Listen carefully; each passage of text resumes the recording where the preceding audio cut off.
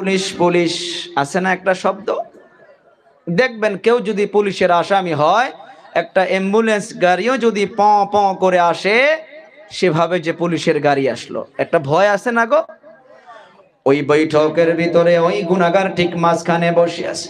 মূসা নবী এলান করে দিল, হে এত বড় গুনাহগার, যার জন্য আমি ওয়াক্তের নবী হইয়া দোয়া করতেছি, আল্লাহ তাআলা দোয়া কবুল করতেছে না।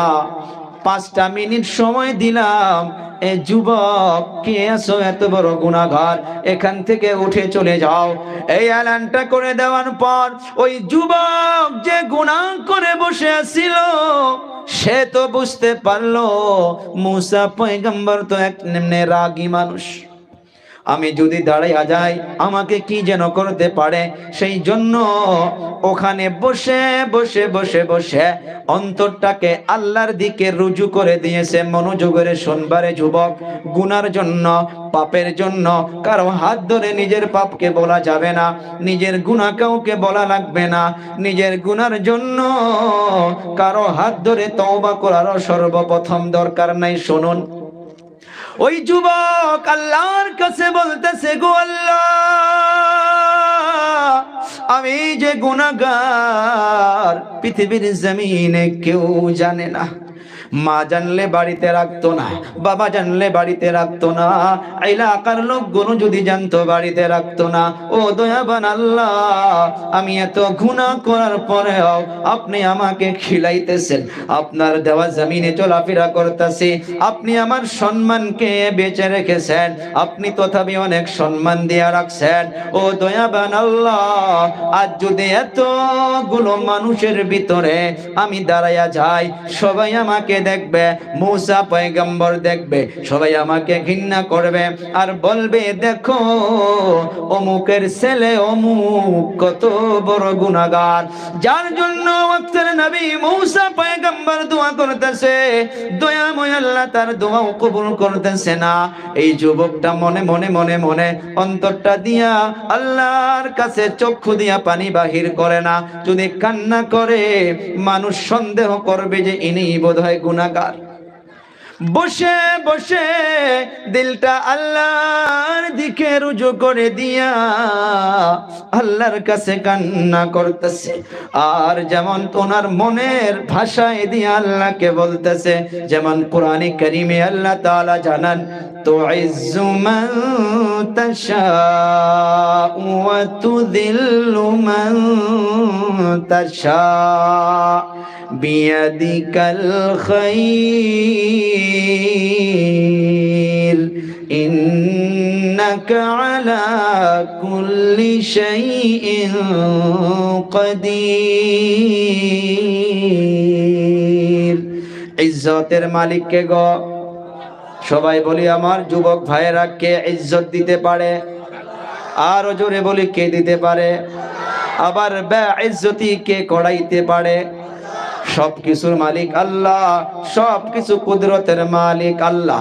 এই যুবকটা অন্তর দিয়ে আল্লাহকে বলতেছে, গো আল্লাহ, আপনি ইজ্জত দেনে বলা, আপনি সম্মান দেনে বলা, আপনি যদি আমাকে যদি বেইজ্জতি করতে চান তাও পারবেন। ও দয়াবান আল্লাহ, এতদিন সম্মানকে বাঁচাইয়া রাখছেন, আমি অন্তর থেকে গো আল্লাহ জীবনে যা গুনাহ করেছি গো আল্লাহ, যা পাপ করেছি গো আল্লাহ, আর কখনো সে গুনাহ করব না, আর কখনো মদ খাবো না, আর কখনো ড্রাগস সেবন করব না, আর কখনো মা বাবার নাফরমানি করব না। এমন ভাবে তার ভিতরে যতগুলা গুনাহ রয়েছিল, সব গুনাহগুলো মুখে দিয়া বলে নাই, অন্তর দিয়া আল্লাহর দরবারে তুলে ধরেছে। কারণ দয়াময় আল্লাহ আমার আপনার অন্তরের ভিতরে কি আছে না আছে সব কিছুই জানেন। আল্লাহ তাআলা কোরআনে কারীমের ভিতরে জানাইতেছে, ইন্নাল্লাহা আলীমুম বিযাতিস সুদূর।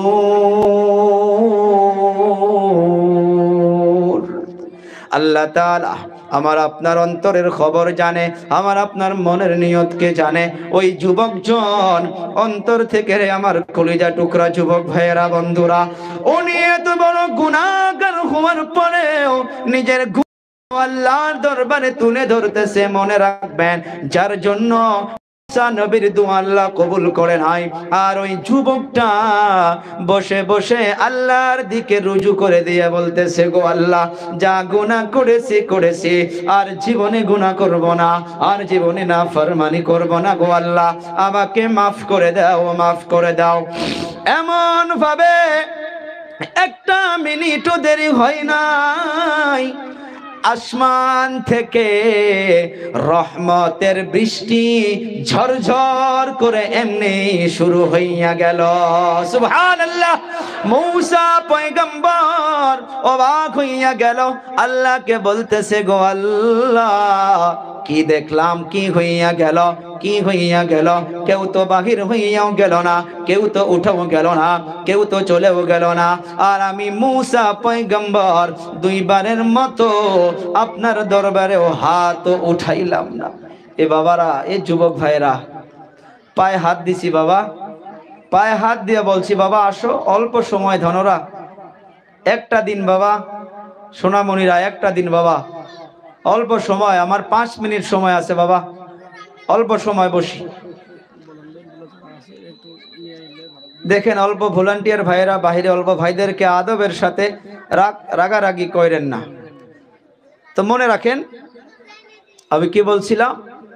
মূসা পয়গম্বর বলতেছে, গো আল্লাহ, আমি দুইবারের মতো হাত উঠাইলাম না, আপনার দরবারে দোয়াও করলাম না, এমনি কেমন করে বৃষ্টির পানি আপনি অবতীর্ণ করে দিলেন? দয়াময় আল্লাহ আবার জিবরিলকে পাঠাইয়া দিচ্ছে, ও জিবরাইল চলে যাও, আমার মূসা পয়গম্বরকে গিয়া বলে দাও, যার জন্য আমি মূসা নবীর দোয়া কবুল করে নাই, যার জন্য রহমতের পানিকে বন্ধ করে রেখেছি, যার জন্য এতগুলো লোক বসে বসে দোয়া করতেছে, তাও দোয়া কবুল করে নাই, ও মূসা, ওই যুবকটার জন্য আমি আসমান থেকে রহমতের বৃষ্টি দিয়েছি। কেন জানো রে মূসা?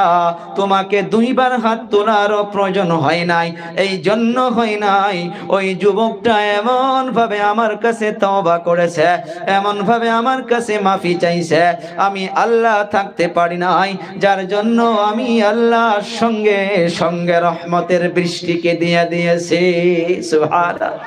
এই আমার কলিজা টুকরা যুবক, আল্লাহ তাআলা মোহাব্বতকে 100 ভাগে ভাগ করেছেন। কত ভাগে? 100 ভাগে ভাগ করে দয়াময় আল্লাহ 99 ভাগ মোহাব্বত নিজেই রাখছেন। কত? 99 ভাগ মোহাব্বত নিজে রাখছেন, আর 1 ভাগ মোহাব্বত এই দুনিয়ার জমিনে ছড়াইয়া দিছে।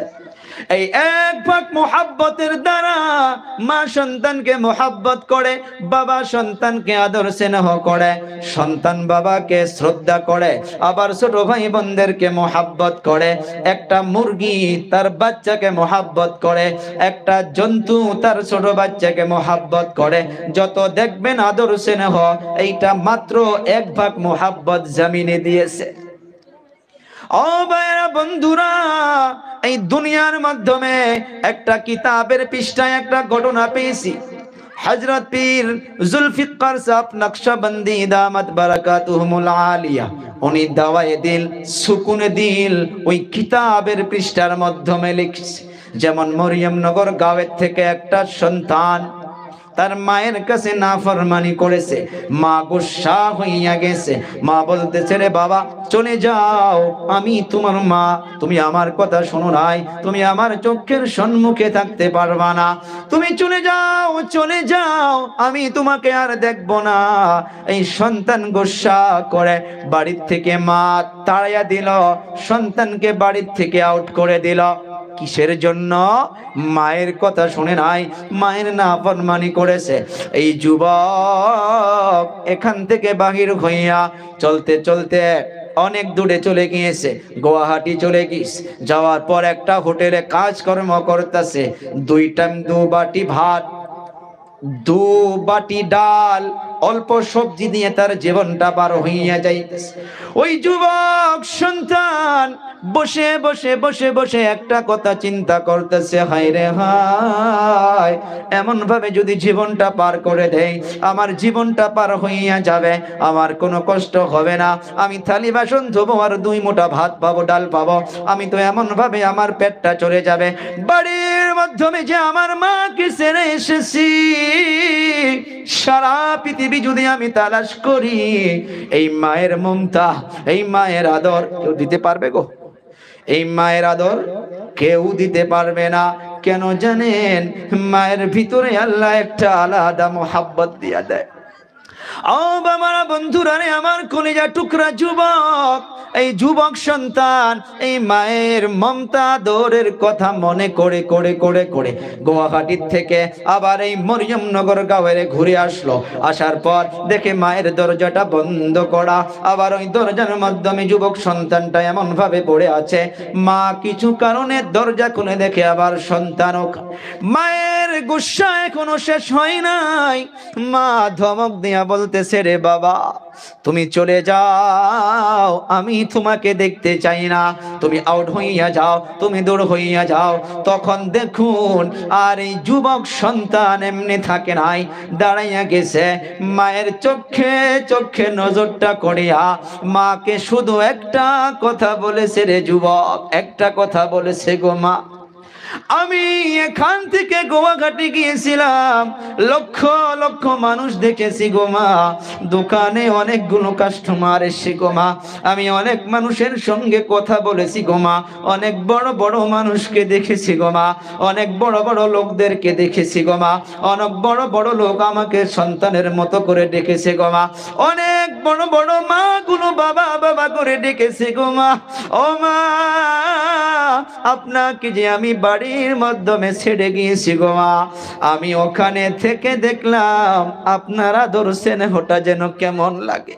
আপনি যত গুসা করেন না গো মা, একবার যদি আমাকে সন্তান বলে ডাকেন, আর আমি যদি আপনাকে একবার মা বলে ডাকি গো মা, একবার ডাকার সঙ্গে সঙ্গে দিলটা শান্তি হইয়া যায়। ও মা, আপনার আদর স্নেহ সারা পৃথিবী যদি তালাশ করি কেউ দিতে পারবে না, আপনার মমতা কেউ দিতে পারবে না। ও আম্মা জান, তাই আপনার কথা মনে করে করে আমি আবার বাড়ির দিকে ফিরে আসলাম গো মা, আপনি আমাকে ক্ষমা করে দিবেন। এ যুবক মাকে শুধুমাত্র এতটুকু বলার সঙ্গে সঙ্গে মা চোখের পানি ছেড়ে দিয়া সন্তানকে বুকের মাধ্যমে জড়িয়ে ধরে ডাকে, আয় আয় আয় আমার বুকের মাধ্যমে আয়। এ বাবা, বল তুমি কি চাও, তুমি যা চাও আমি তোমাকে তা দিয়ে দেব রে বাবা, আয় আয় আমার বুকের ভিতরে আয়। মা যদি একটা সন্তানকে, সন্তান যদি একবার বলে, ও মা, আপনার মতো আদর কেউ দিতে পারবে না, আপনার মতো মোহাব্বত কেউ দিতে পারবে না, এতটুকু বলার সঙ্গে সঙ্গে যদি ওই মায়ের দিলটা নরম হইয়া যাইতে পারে, ওই মা যদি ক্ষমা করে দিতে পারে, আমি আজকে সাগরের ফেনা সমতুল্য, সাগরের পানি সমতুল্য যদি গুনাহ করেও বসে থাকি, একবার যদি অন্তরটা দিয়া আল্লাহকে ডাকি গো আল্লাহ, কোনো দরবার নাই, কোনো জায়গা নাই, আল্লাহ কোথায় যাব? আমরা যুবক গুলো মিলে মিলে কোরআনের মাহফিল করেছি গো আল্লাহ, এই মাহফিলের জরিয়া করে আমাদিগকে মাফ করে দাও ও আল্লাহ।